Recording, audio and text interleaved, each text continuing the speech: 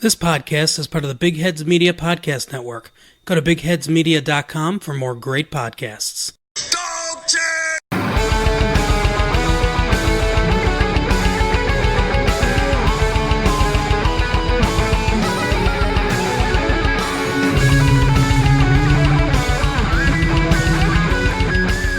Greetings, Downtown Nation, and welcome to the Two Green Browns podcast with your host Neil Dunworth. And as always, we are part of the Big Heads Media Podcast Network. Please check out that network for anything in sports, true crime, entertainment, or basically anything you could possibly think of. There's tons and tons of great podcasts on that network. And without further ado, before we get into our betting preview and our NFL preview for Week 9, let us take a small little pause and listen to an advert for one of those great podcasts. We'll talk to you in one moment.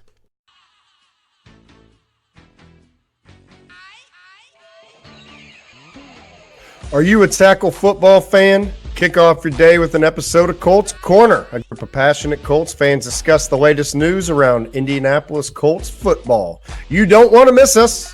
Follow us on Facebook, Colts Corner 1, and on Twitter at Colts_Corner 1, and all major podcast platforms. That includes Apple Podcasts, Stitcher, and Spotify. Welcome back, everyone, and as I mentioned, we are going to have a very, very quick preview of the NFL slate for Week 9, including some betting previews. And once again, this week, I am not joined by any of the guys from One Super Bowl Drive. Enda is in Japan at the moment. He is catching the last few days, or well, actually the last 2 days, because it's finished on Saturday, of the Rugby World Cup. And as I say, I'm on my own today, but I do have some picks from the guys that they have sent me in, so we're going to go through those today as well, and we're going to take a look at the list of all the other games. So without further ado, let's start with our Thursday night game.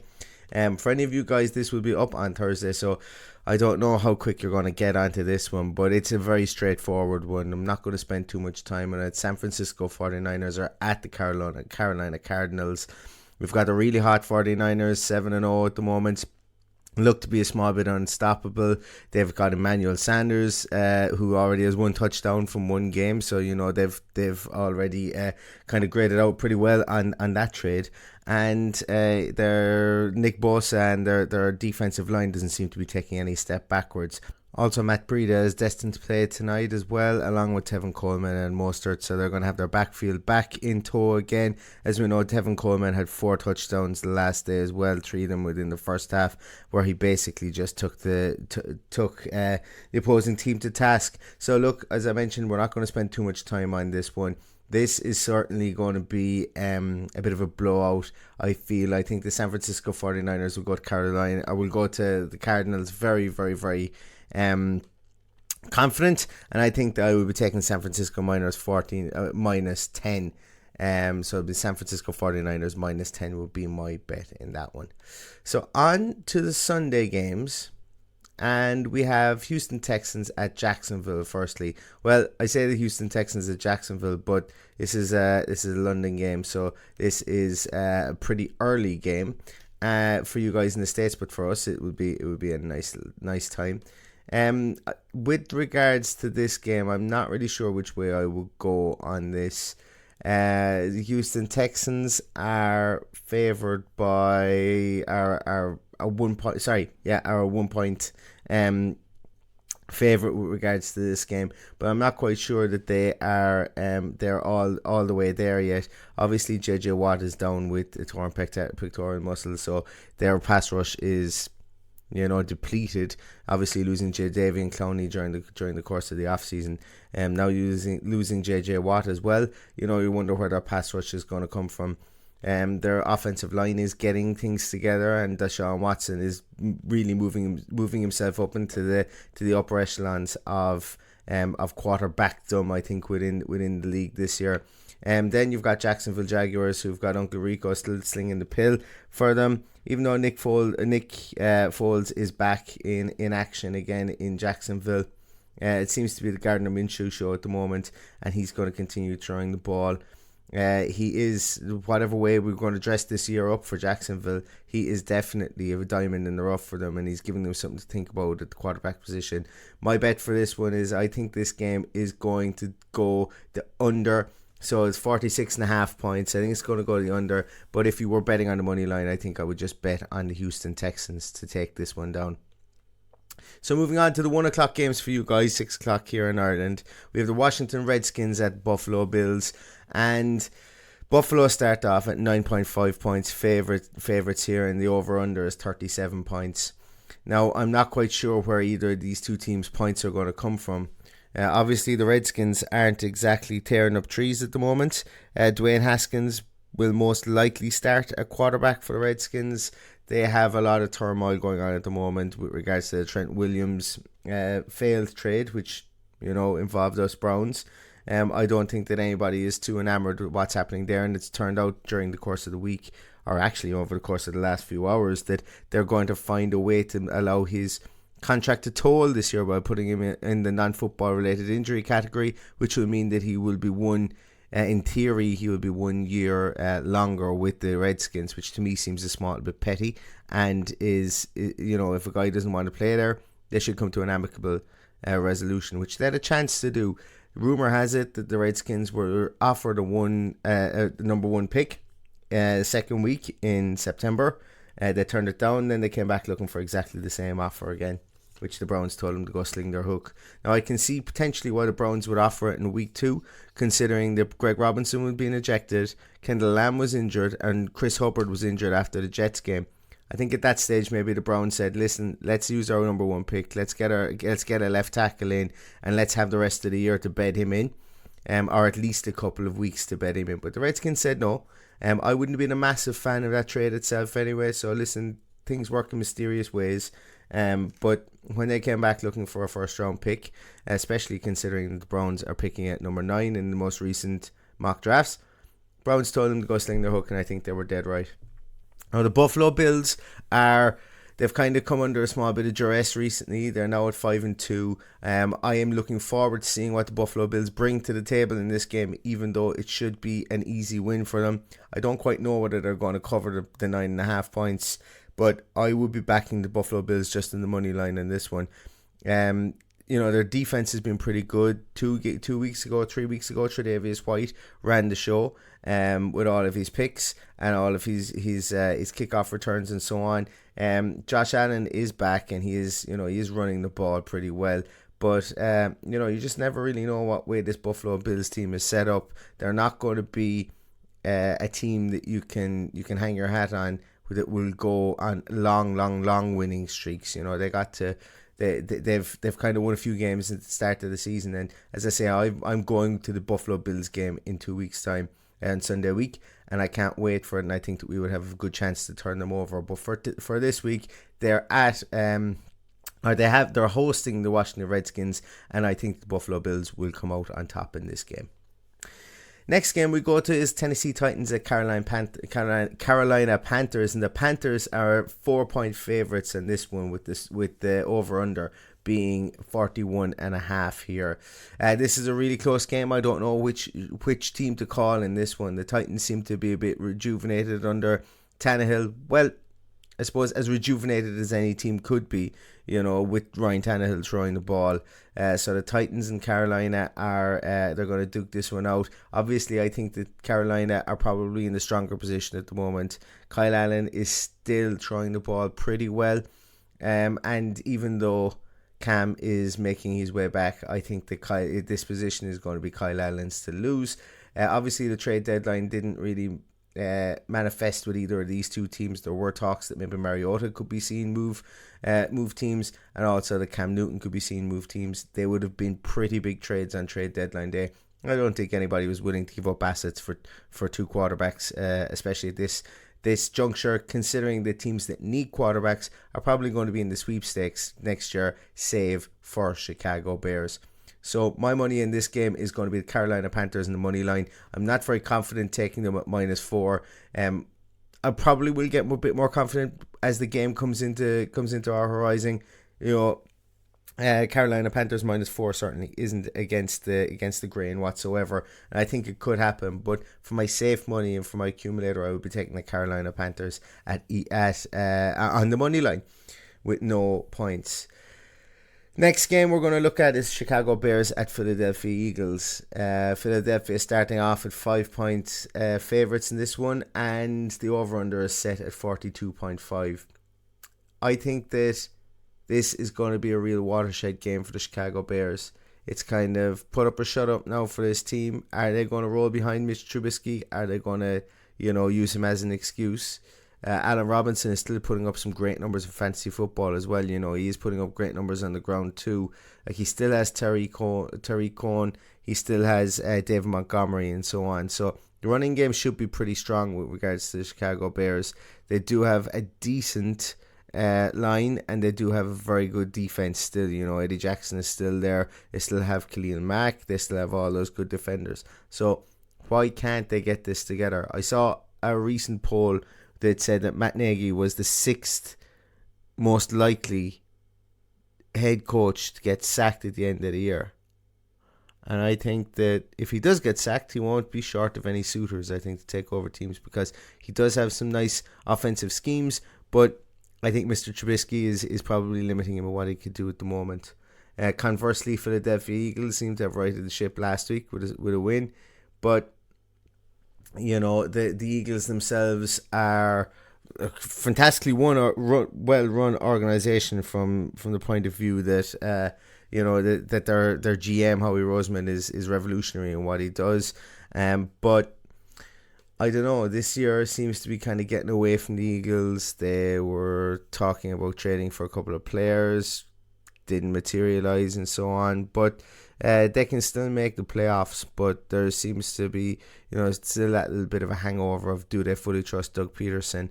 Is Carson Wentz the man to lead them and so on?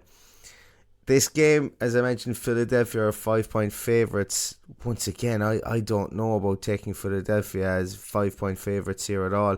And for my money, I would only be backing Philadelphia on the money line here. I'm not confident enough to take them at -5 whatsoever. And with the over-under, you just never really know. If Philadelphia come out and start throwing the ball around the place, if Chicago Bears get a couple of picks like they were last year and start running back pick sixes like they did, this could turn into a high-scoring game. So for me, and for protecting my money, and a lot of my picks this week would be protecting my money, because I just don't see massive gains within this week. So I would be picking Philadelphia Eagles on the money line in this one. Next, we have arguably the game of the weekend, and it is the Vikings at Kansas City.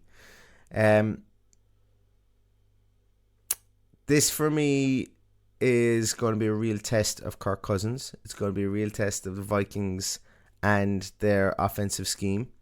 It'll be a real test of their defense. It'll be a test of basically of everything. You're going to have Kansas City rolling into town. Pat Mahomes has been training recently. I don't know whether he's going to start. Haven't seen anything with regards to that, whether it's going to be him or Matt Moore that will start this coming weekend. But either way, Matt Moore is putting up yards in this offense, and Kansas City don't seem to be slowing down whatsoever. Rumors were that they were in the sweepstakes for Le'Veon Bell, but rumors are just what they are. They can flitter into the wind as easy as anything else, and nothing transpired from it. If they did get someone like Le'Veon Bell, I would be putting Kansas City a heavy favourite in this game. As it stands, I think that it depends realistically on whether Pat Mahomes is going to play or whether Matt Moore is going to play for the Kansas City Chiefs. So with that in mind, I'm actually going to stay away from this game because I don't have the requisite knowledge to make my betting guess with regards to this. So I will be pushing this game and I won't be betting on it whatsoever. I will be watching it, but I won't be betting on it. If I did want to have a cheeky bet, I would maybe bet on Dalvin Cook first touchdown. But I certainly won't be putting any money on this game whatsoever. But it will be a great spectacle to view and to see. Next, we move on to New York Jets at Miami Dolphins. And once again, this is probably the game that everybody wants to see this weekend. Or maybe not, because I don't even think their own teams want to watch this game. But it'll have its own intrigue, I suppose, because it's a race to the bottom, I think. Miami Dolphins are certainly not making any secret of the fact that they want that first pick and that they are in full-on tank mode. New York Jets almost had a fire sale at the trade deadline. Robbie Anderson was on the block. There was talks of Le'Veon Bell moving on, and there's quite a fire sale going on at New York Jets. I really don't know what's going on there. Adam Gase seems to be quite a strange person and makes strange decisions, and if he has any decision making process with regards to that, it's just really, really strange. They obviously got rid of Leonard Williams as well and sent him to the Giants. So they're going to have maybe another gaping hole in their run game up the middle. But Miami Dolphins don't have anyone to run the ball, considering they just traded away their only running back in Kenyon Drake as well. So I don't really know what to make of this one. I think the Jets probably have too much firepower, considering they actually have a quarterback and they have some viable options in the receiver core. So I'm going to go with the Jets -3 in this one. I just think that Miami's propensity and will and want to tank is going to be the overarching feeling in this game. I don't think it's going to be a ton of points in this, but I'm just going to back the New York Jets -3 and promptly forget that this game ever happened. On to the Indianapolis Colts at the Pittsburgh Steelers. 7, 8, 9, 10 years ago, we would be looking at this game, we would be licking our lips, and this would be the game of the week for everybody, and it would have all the best numbers in viewing, and people would be glued to their set-top boxes with regards to this one. But alas, both teams are, well, more so the Pittsburgh Steelers seem to be kind of waning slightly. They're at 3-4 in their division, and they are above us at Cleveland Browns at the moment. But they are kind of in quarterback purgatory at the moment. They don't really have one. Ben is still out for the season. Mason Rudolph just can't throw the ball down the field. And, it's kind of affecting the team. James Conner is in and out. He's a bit banged up at the moment. Likelihood is he will play. Jalen Samuel is back for them as well. And, they made a trade from Minka Fitzpatrick, so they are down their first round pick next year. And he does seem to be panning out, at the safety position for the Pittsburgh Steelers. Indianapolis Colts, on the other hand, seem to be playing with some great fervour, and just Jacoby Brissett has come in and he hasn't missed a beat really this year, and he's played really, really well. They've been marshalled in the running back department by Marlon Mack, and obviously T.Y. Hilton is making his way back to full fitness as well. The Colts are 1 point favourites in this game. They're at the Pittsburgh Steelers. I fancy the Colts, and I fancy them to win on the money line in this game. I don't know. I think maybe the Pittsburgh Steelers kind of their historical performances probably have them pitted better within the betting structures, I think, here than their actual performances this year have had. Like, they wouldn't have won that game against Miami. Only Miami went full on stupid in a 3rd and long situation and gave up a touchdown. So I think the Colts are going to come at the Pittsburgh Steelers. I think that they're going to perform admirably and they're going to win. So I would be taking the Colts on the money line there. Detroit Lions at the Oakland Raiders. Both quarterbacks seem to be going off at the moment. They seem to be playing really, really well. The Oakland Raiders have actually started this in the betting lines as 2 point favourites against the Detroit Lions. I think this is a really, really close game to call. The over-under on this is 50.5, so we're expecting fireworks here. The Detroit Lions were trying to move Darius Slade at the trade deadline, which is something that I'm not sure of, nor do I fully understand. The Oakland Raiders are who they are. They're going to have their idiosyncrasies, but Gruden is getting a bit of a tune out of this team, even though their wide receiver room isn't as affluent as it should be. Their O-line seems to be really coming together, and they do seem to be getting a tune out of that O-line, and it's something that I think is raising a lot of eyebrows in the fact that it's performing pretty well for the Oakland Raiders, and it is keeping Derek Carr quite clean there. I don't really know who to pick in this one. I've been a bit of a Detroit Lions stanner and a fan, should I say. Well, when I say fan, I mean a bit of a fanboy. I seem to like what they're doing at the moment. I've seen them in a couple of games. They seem to light teams up. Obviously they do have Marvin Jones and they do have Kenny Golladay there, and they've always been two good fantasy football players for me. So that's kind of why my heart would kind of gravitate towards them. I'm thinking of taking Detroit Lions and the money line here. Even though Oakland are the favourites, I think you'll get some decent money on Detroit Lions and the money line here, and that would be my bet. I will go against Vegas in this one. We move on to Tampa Bay at Seattle Seahawks, where Seattle come in at 6.5 point favourites, and the over-under is 51.5. Once again, we're looking at probably a high-scoring game here again. The Buccaneers are throwing the ball around. Winston is hot and cold. You're seeing that their GM potentially has a couple of burner accounts that are protecting and speaking up for Jameis Winston. Don't know a lot about that, but yeah, it's an interesting situation, I suppose. Really, when your GM is that invested in, he probably needs to hold on to his job. That he would create a bunch of burner accounts to talk up his quarterback. That maybe he wants to get some good trade value at the end of the year, or maybe if he franchises him and so on. I don't know. Who knows what he's going to be in Tampa Bay come the end of the year. But Mike Evans is back on full song again. He's catching the ball, he's scoring touchdowns, and Ronald Jones II is beginning to be worked more and more into that backfield as well. Seattle Seahawks, once again, we still have Russell Wilson throwing at a historical rate. He's playing fantastically. They are down Will Disley in their tight end room, but Luke Wilson is in there and he's performing admirably too. Their wide receiver core is still continuing to pop up and do their bit when needed, but I think a lot of the heavy workload will go with Chris Carson in the backfield there, and CJ Prosise mixed in a small bit there. Seattle Seahawks minus 6.5. I haven't gone for an awful lot of the spread betting here, but I think this is one that I would take. The Seahawks minus 6.5. They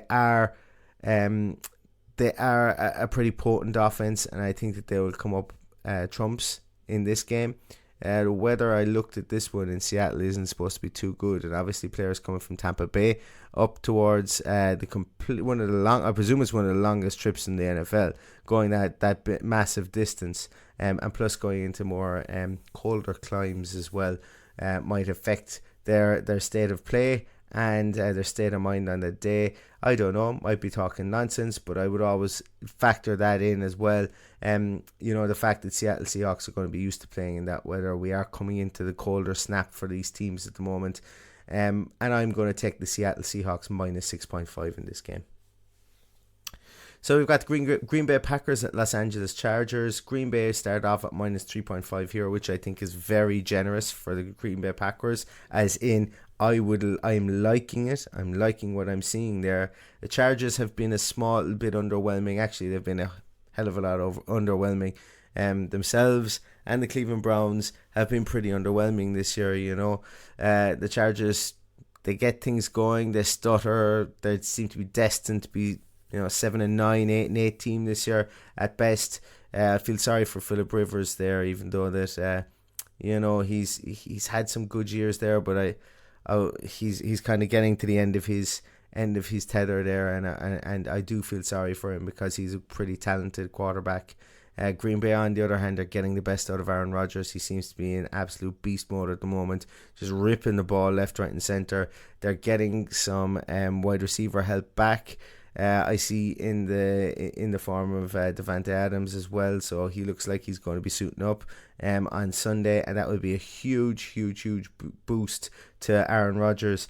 Also, Aaron Jones and Jamal Williams are running the ball brilliantly for Green Bay too, and they're taking it out of the backfield in screen passes and so on. So it's just a kind of a perfect storm at the moment for the Packers. They seem to be hitting a bit of form, and I think that they're going to go to Los Angeles, and I think they're going to take this one down, and I will be taking Green Bay minus 3 in this instance here. Pats versus the Ravens. Tom versus Lamar. Bill versus 2018 quarterback. It's mad the way the media pull these stories out. It's not as if we didn't know that there was a load of quarterbacks taken in 2018 and Bill Belichick is going to have to play them all because, guess what?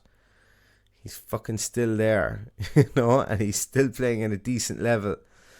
But he'll get to play Lamar Jackson. He's taken down all the rest of them, and he's going to get to play Lamar Jackson this weekend. And obviously the New England Patriots are still performing at a very, very high rate with takeaways. They had a lot of takeaways against the Browns last week. I don't want to dwell too much on that, but they had 3 takeaways again.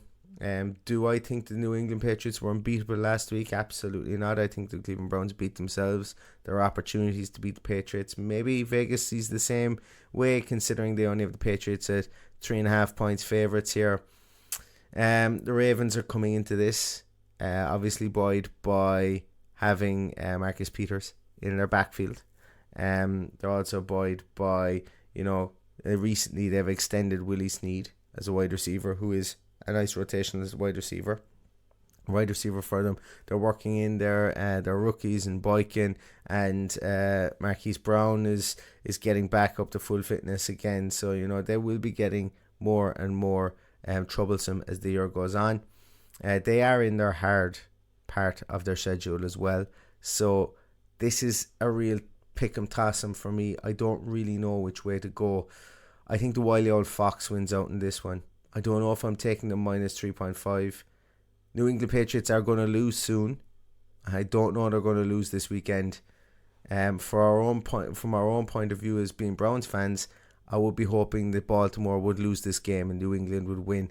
Therefore, call it my heart. I don't know which one it is. I'm going to go with Tom Brady in this one, but I'm not going to take the minus 3.5. I'm going to take New England Patriots on the money line and see if their new kicker, whose name escapes me, will be able to maybe kick them to glory at the end of a tight-fought contest. Monday night game sees Dallas Cowboys at New York Giants. Giants have just signed Leonard Williams, as we said previously, going across the New York divide, but staying in the same stadium. He mightn't even need to leave his locker. The Giants are an enigma wrapped in a question mark at the moment, and I don't know really what Gettleman is doing with them, but I'm sure he has a plan. Cowboys start at -7 in this one. They're 7 points favourites, and the over-unders are 48 points. I think the Cowboys take this one down. I think they take it at -7 as well, and I'm going to be taking the Cowboys with the points on this game. I don't think it's going to be too much. It would be a huge upset if New York came out and win this game, but I think the Cowboys are going to have a small bit too much for them in this instance here. They were talked about with regards to the sweepstakes for Jamal Adams, but it didn't materialise, and to be honest with you, that it seemed to be a colossal price that they were maybe willing to pay, some people said, but it never got across the line, did the Cowboys. But they stand pat with what they have. But I still think they'll be able to take down the Giants at -7 points. And last but not least, we come to my beloved and your beloved Cleveland Browns, who are traveling to the Mile High Stadium in Denver to play the Broncos. And we have a line here that starts at Cleveland -3. So Cleveland are 3-point favourites. The over-under is 39 points, which is tempting to say the least. The Broncos were unfortunate, I think, last week to lose. They had opportunities to win, but they just couldn't get it done. Joe Flacco came out, pretty much ripped the offense and maybe some of the play calling a new one. We talk about our quarterback, saying one or two things maybe, or behaving in a way that he shouldn't have. But when you talk about unprofessionalism, to call out your own team and to call out your own coach, that's unprofessional. To maybe bite back against the reporter and to walk away because you're sick of him asking silly questions and having borderline problem with you from day one, that to me isn't unprofessional. That's standing up for yourself. People are painting it whatever way they want to paint it. Some people don't like Baker, some people do. I'm just calling it as I see it here. I just think that Grossi should have allowed him answer the question he was asked. not change the goalpost mid-question. And if you do that, you got to expect someone to get a small bit pissed off. Especially if you do it 3 times. And especially if you made up blatant lies about them before you even ever joined the team as well. There is that.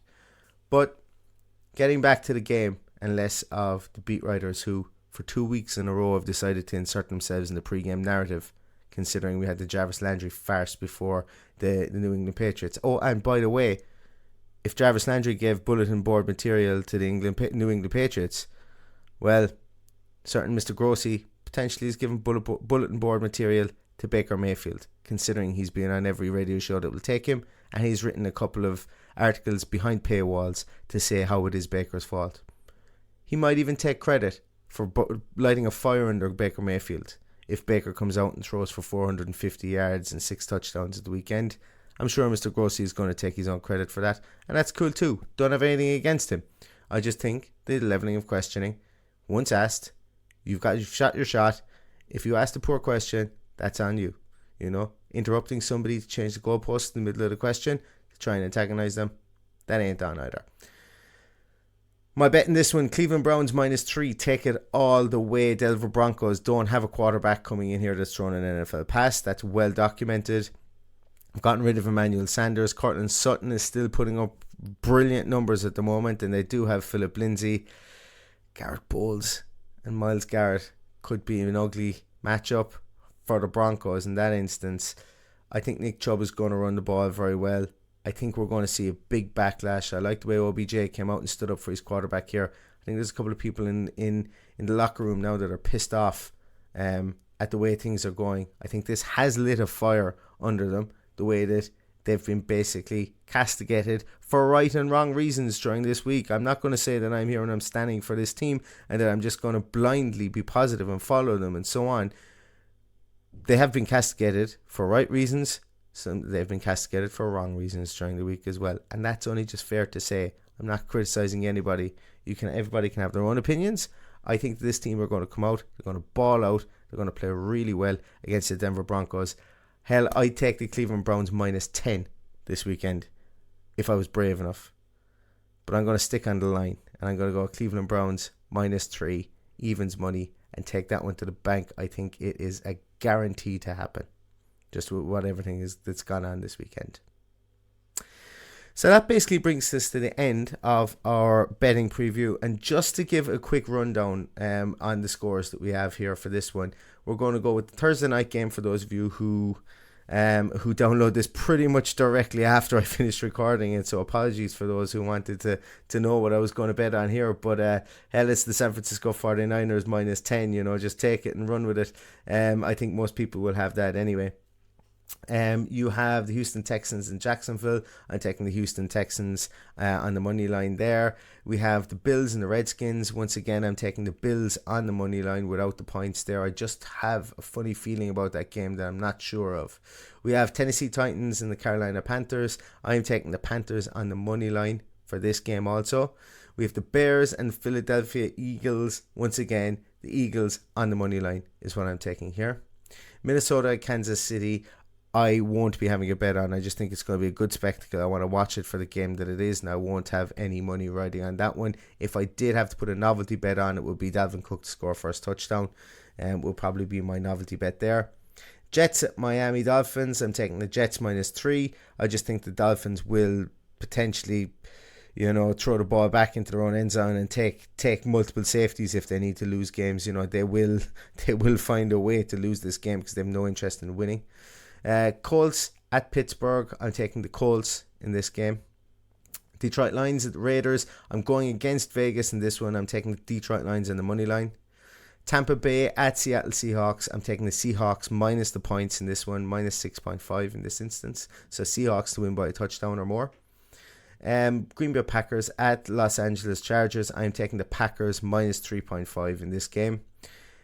Pats at Baltimore. I'm taking the Pats on the money line to win this one. I think that Tom Brady will put it out of the bag against the young upstart in Lamar Jackson.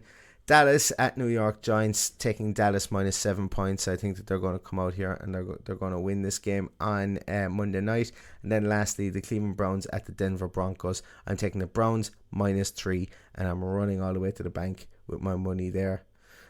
So there are our picks for this week. I don't have any trifecta. I don't have any parlay for the week. If I was to kind of have a gun to my head, I would probably pick the Browns, the Browns, the Panthers, and the Bills will probably be my 3 this week. And I would take those all on the money line. The Browns minus 3, the Bills to win, the Bills just to win, and the Carolina Panthers just to win.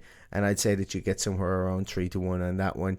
And it would be a nice safe bet, I think. And hey, remember, bet responsibly, should I say. Don't bet anything that you would be afraid to lose. And when the fun stops, because it is just a game. It is about a healthy interest, and I'm saying that since the day we started these betting podcasts.